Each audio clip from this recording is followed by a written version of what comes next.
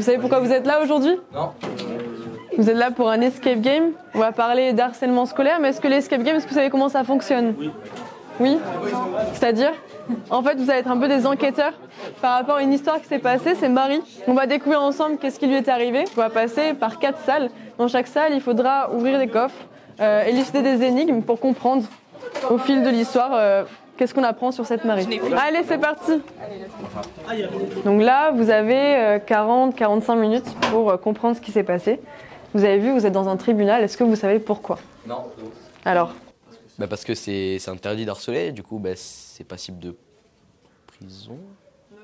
C'est l'escape game pour le harcèlement scolaire qui a été co-construit avec le Parlement régional des jeunes de la région sud.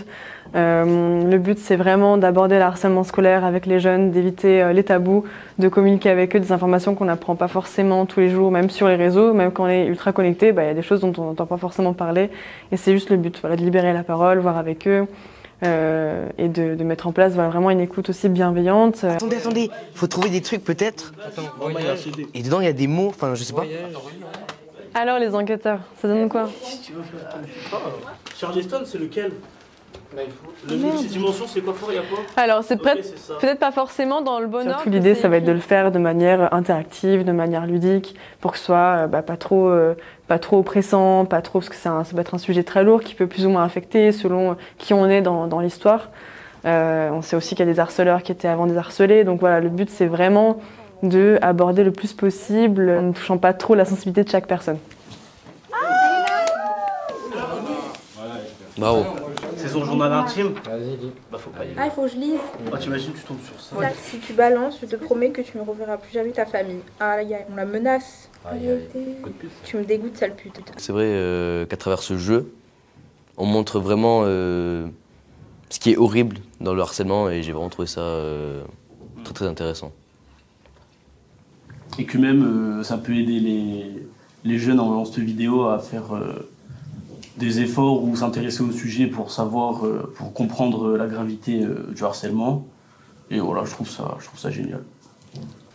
Ouais, c'est pas des numéros. Non, c'est un numéro pour le harcèlement, non? C'est pas si on a besoin de parler à quelqu'un, on appelle ce numéro.